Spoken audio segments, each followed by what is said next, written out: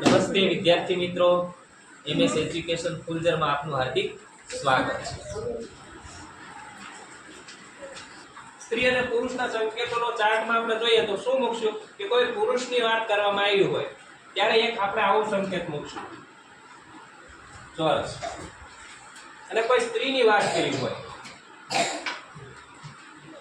તો સંકેત શું મૂકશું રાઉન્ડ એટલે કે વર્તુળ।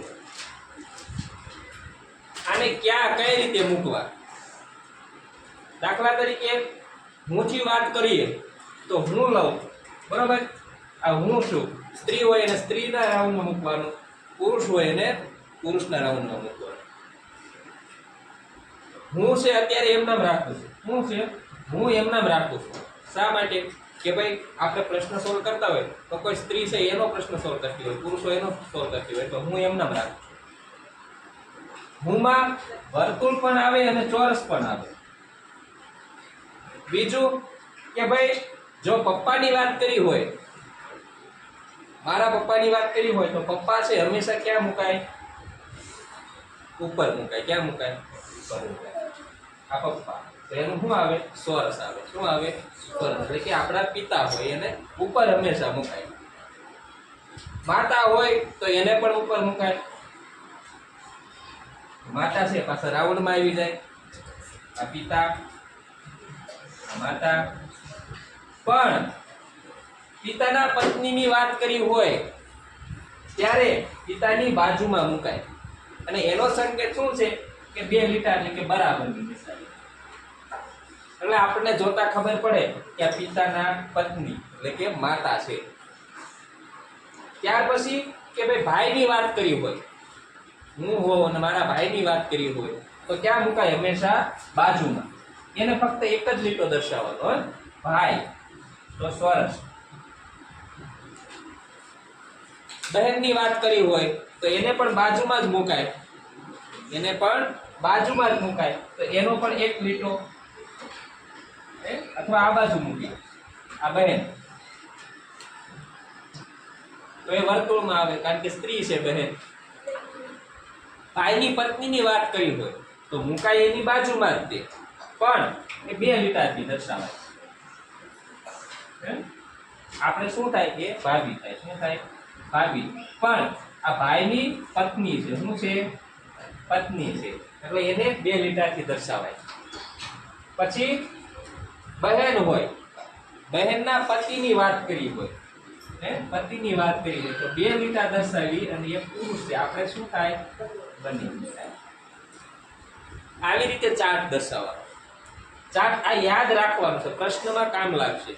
પછી પુત્રની કે પુત્રીની વાત કરી હોય તો પુત્રની વાત કરી હોય, આપણા પુત્રની વાત કરી હોય તો હંમેશા ક્યાં દર્શાવાય, નીચે દર્શાવાય। ક્યાં દર્શાવાય, નીચે દર્શાવાય।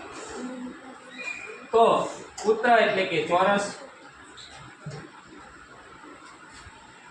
આપણે પુત્રની વાત કરી હોય, પુત્રીની વાત કરી હોય તો જેમાં આવે પાછી વર્તુળમાં, તો આ પાછા ભાઈ બહેન થઈ ગયા ને, તો એને પાછા કઈ રીતે દર્શાવાય, ફક્ત એક લીટાથી દર્શાવાય।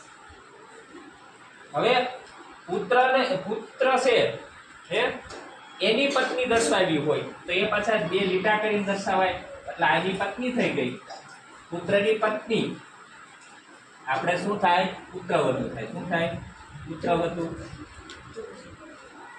પુત્રની પત્ની પુત્રવધુ થાય।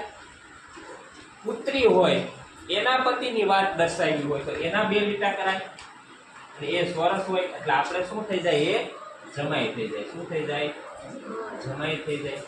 આવી રીતે ચાર્ટ છે દર્શાવવાનો હોય, ક્યાં કોને કઈ રીતે મૂકવું એ આના ઉપરથી આ યાદ રાખો કે ભાઈ પુરુષની વાત કરી હોય ત્યારે હંમેશા ચોરસ દર્શાવો, સ્ત્રીની વાત કરી હોય તો હંમેશા વર્તુળ દર્શાવો। ખ્યાલ આવે છે ને? તો આવી રીતે છે એ પ્રશ્નોમાં આપણે સોલ્વ કરતા જશું આગળ। હજી પિતાના પિતા હોય તો એને પાછા એના આપણા પિતા હોય એની ઉપર દર્શાવાય, તો એના પિતા એટલે આપણને ખબર પડી જાય કે આપણા પિતાના પિતા છે, તો આપણે શું થઈ જાય, એ દાદા થઈ જાય। શું થઈ જાય, દાદા। કઈ રીતે, તો કે આ પિતાના પિતા હોય તો એ ચોરસ કહેવાય.